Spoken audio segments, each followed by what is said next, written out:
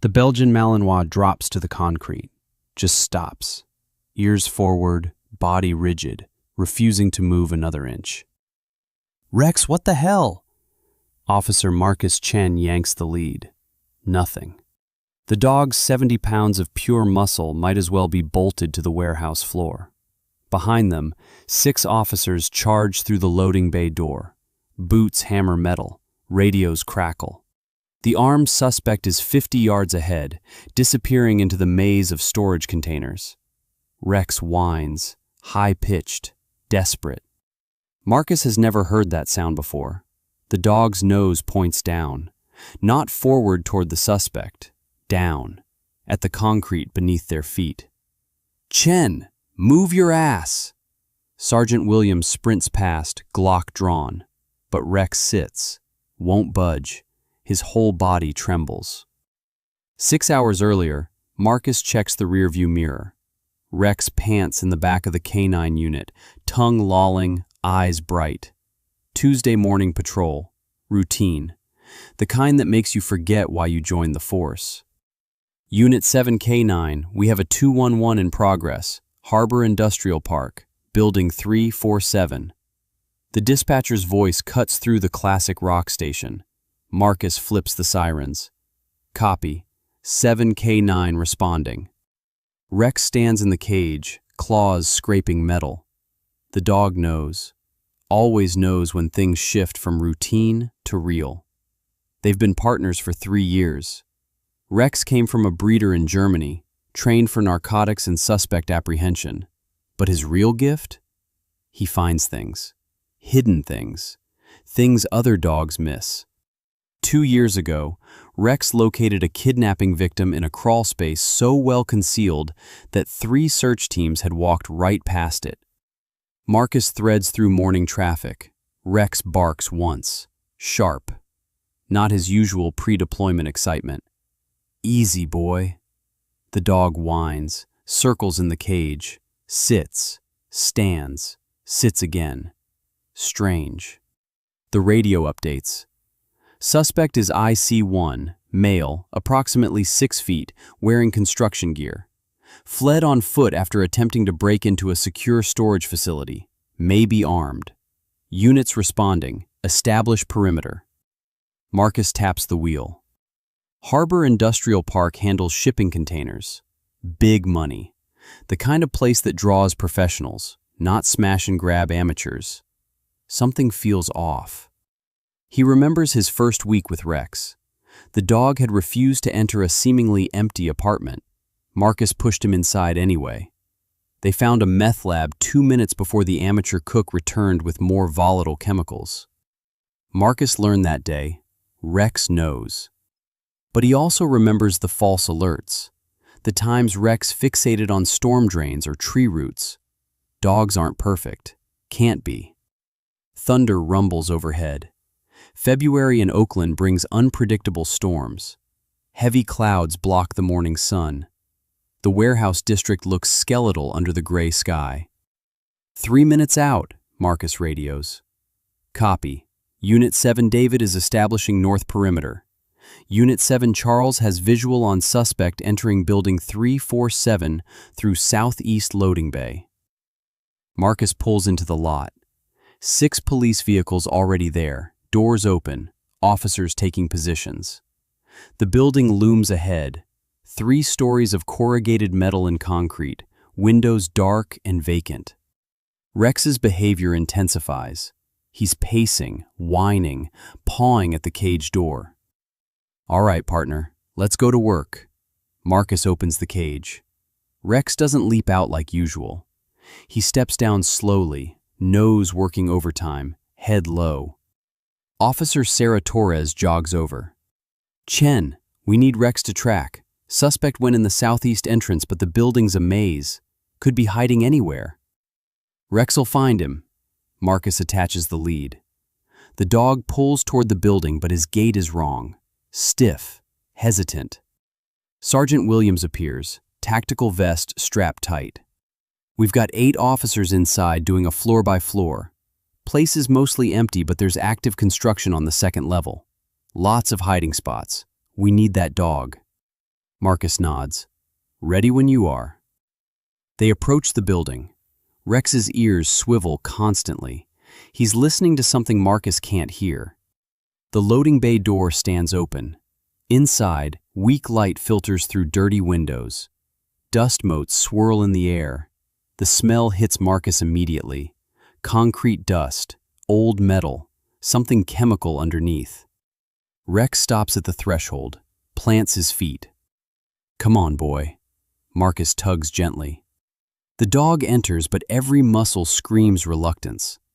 Officer Mike Rodriguez emerges from the shadows. We've got fresh footprints heading toward the north stairwell. He's probably going up. Marcus releases Rex for a scent track. The dog should charge forward, nose down, following the suspect's path. Instead, Rex takes 3 steps and stops. His head swings left, right, up. His nostrils flare. What's he doing? Rodriguez asks. Not sure. Marcus studies his partner. Rex's tail is low but not tucked. Alert posture, not fearful. The dog smells something. But what? Unit 7 David, we've got eyes on suspect, 2nd floor, northwest quadrant. He's barricaded in what looks like an office space. Williams keys his radio. All units converge on northwest. Chin, bring Rex up. We may need him to clear the room. They climb the stairwell. Rex balks at every step. Marcus has to coax him up. The 2nd floor opens into a vast space. Exposed beams, construction equipment scattered around. Plastic sheeting hanging like curtains. Officers spread out, weapons ready. The air tastes like drywall dust and rain coming through gaps in the roof. Torres points. Office is through there. Doors closed. We've got him cornered.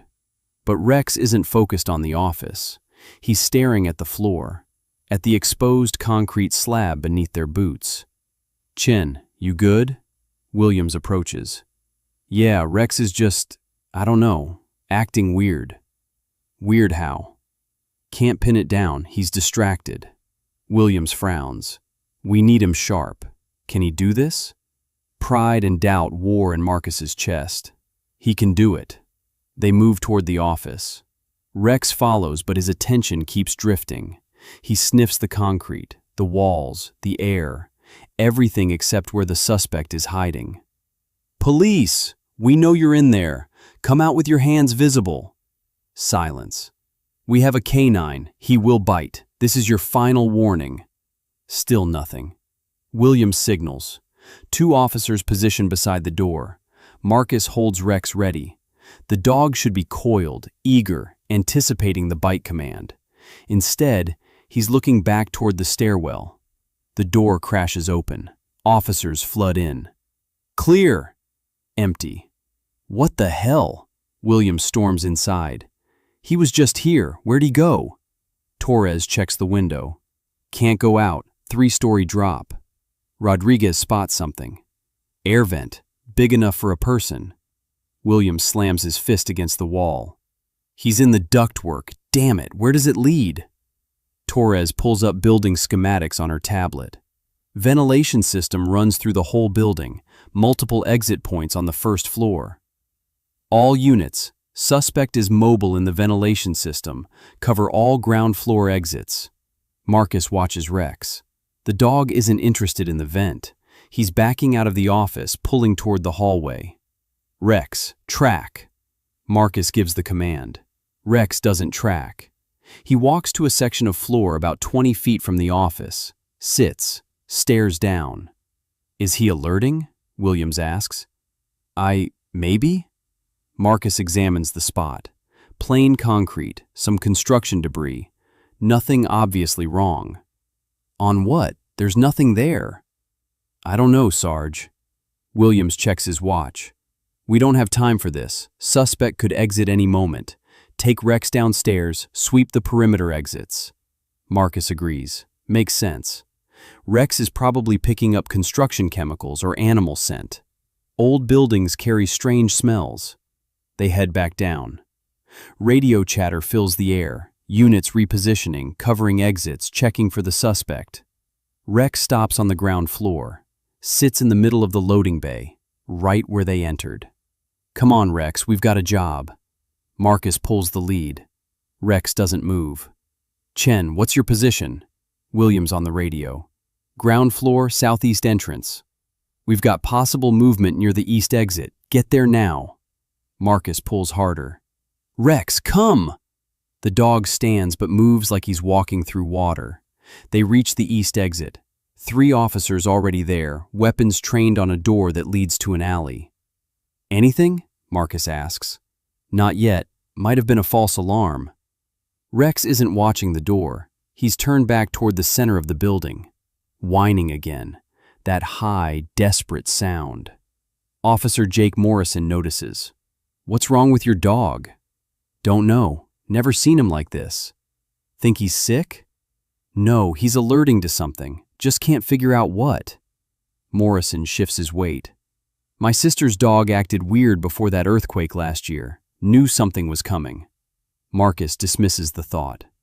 Dogs sense things, sure, but this is a tactical situation. They need to focus on the suspect. Movement, 2nd floor, radio crackles. They rush back inside, up the stairs again.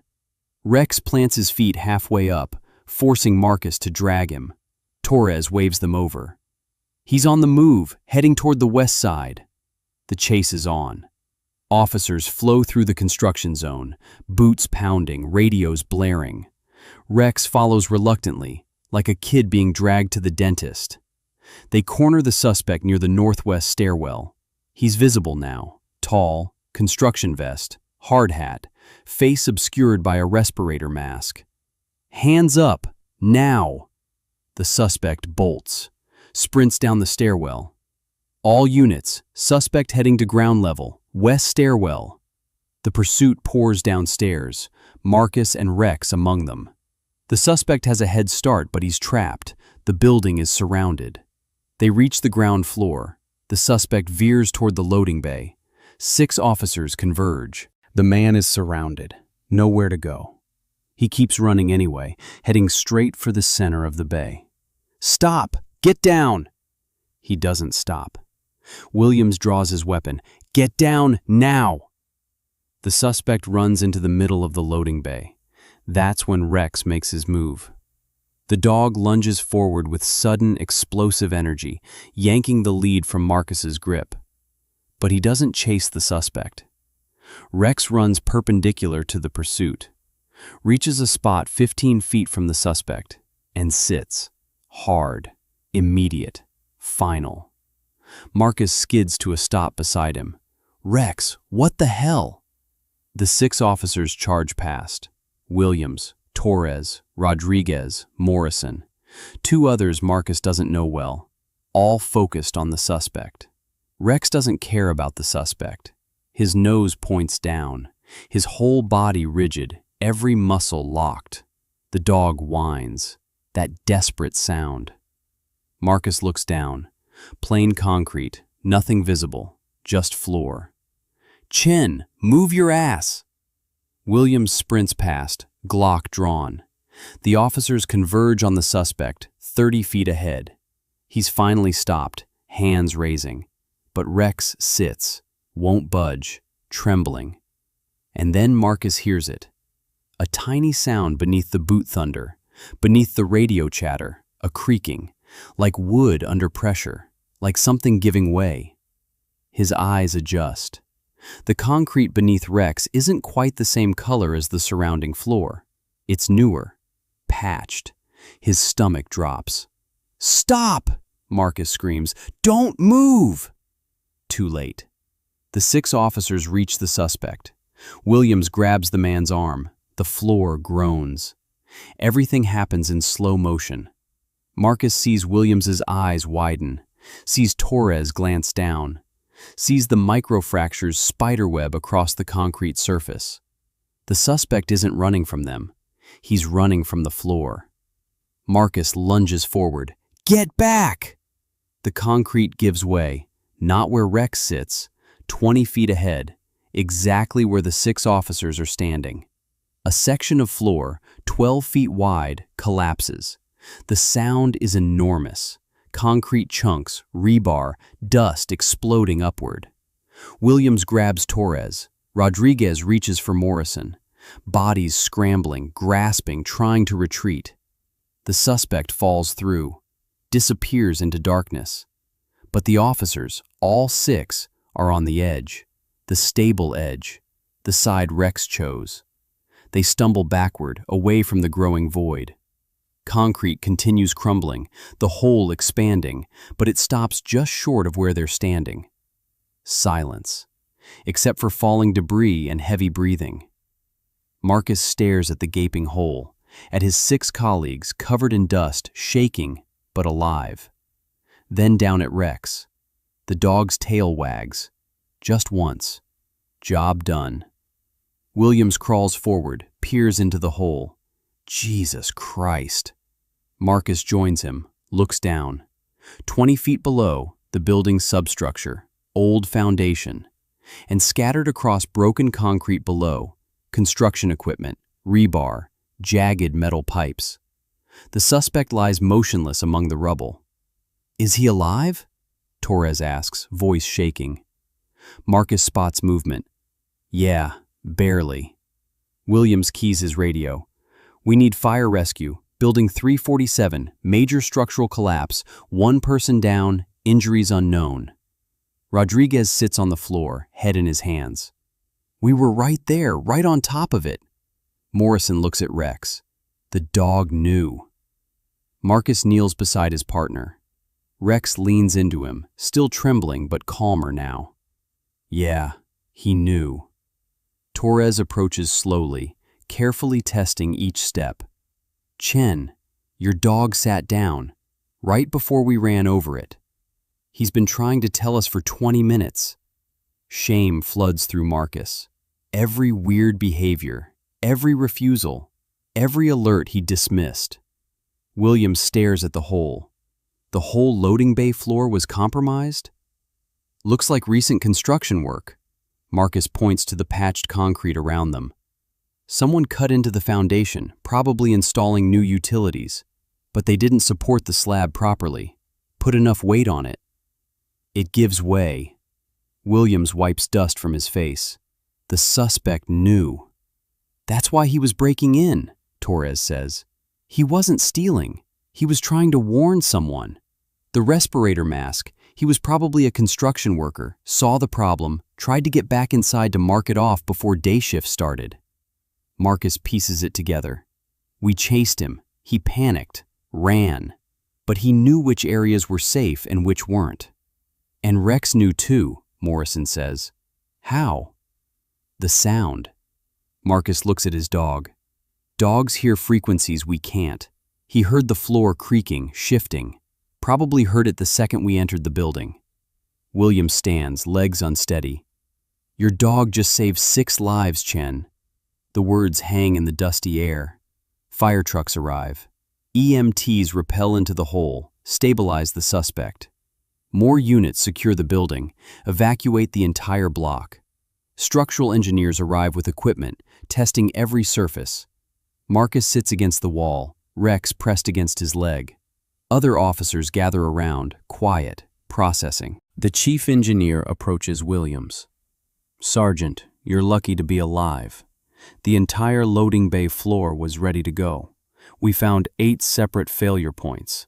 Another hour, maybe 2, and the whole thing would have collapsed under its own weight. How bad? If this had happened during regular business hours? This building backs onto a shipping facility. 50+ workers next door. The collapse would have caused a chain reaction. Ruptured gas lines, structural damage to adjacent buildings. You'd be looking at multiple fatalities. Torres overhears, walks to Marcus, crouches beside Rex. Hey buddy, you're a good boy, the best boy. Rex licks her hand. One by one, the other officers approach. Rodriguez, Morrison, even Williams. Each one acknowledges Rex. Some kneel, some just nod. But the respect is tangible. Williams pulls Marcus aside. I pushed you, told you to make him work. You didn't know, Sarge. Neither did you, but you trusted him anyway. Eventually. Williams pauses. That hesitation almost cost us everything. I know. But you made the right call when it mattered. Williams extends his hand. Your dog is getting a commendation. So are you. They shake. The suspect, identified as Gary Patterson, construction foreman, is treated for a broken leg and fractured ribs. Once stable, he gives a statement. He discovered the structural failure yesterday, after hours. Tried to report it but couldn't reach anyone. Came back this morning to physically block the area off before workers arrived. Ran when police showed up. Panicked. Didn't understand they thought he was a criminal. I was trying to save lives, Patterson says. Guess I almost got people killed instead. Actually, Williams tells him, you marked the safe areas by running on them. Led us away from the worst spots. You helped, even if you didn't mean to. 3 days later, Rex receives the Medal of Valor from the Oakland Police Department. The ceremony is small but meaningful. Local news covers it. The story goes viral. Police dog refuses order, saves 6 officers.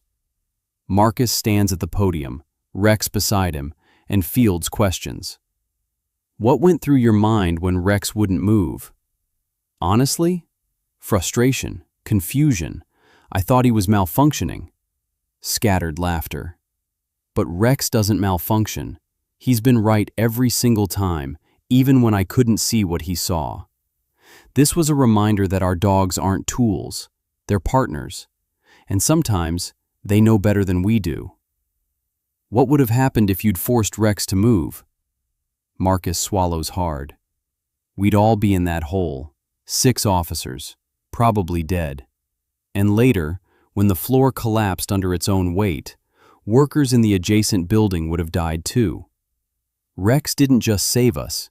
He saved dozens of people who'll never know how close they came. What's next for you and Rex? Same thing we've always done. We serve, we protect. But now, I listen better. The ceremony ends. Marcus takes Rex to the training facility behind the station. They run drills, track sense, practice obedience. But Marcus pays attention differently now. Every hesitation, every unusual behavior, every alert.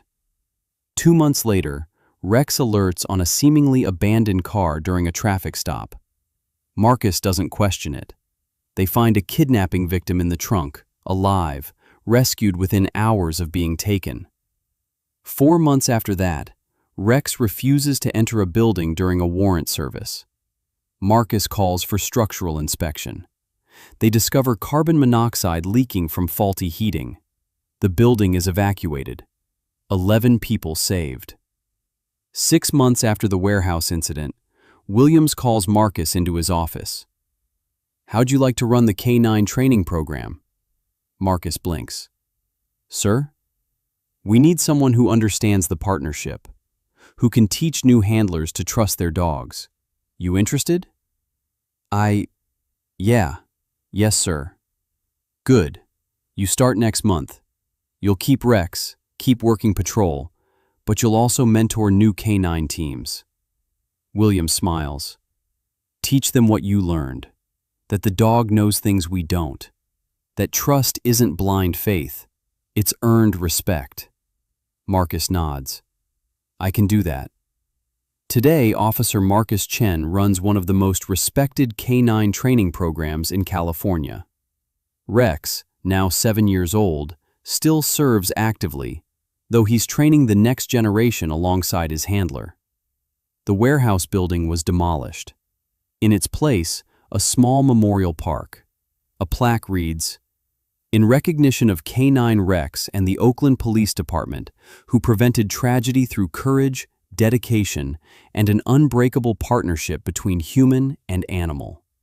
Statistics show that police dogs detect threats humans miss in approximately 73% of cases.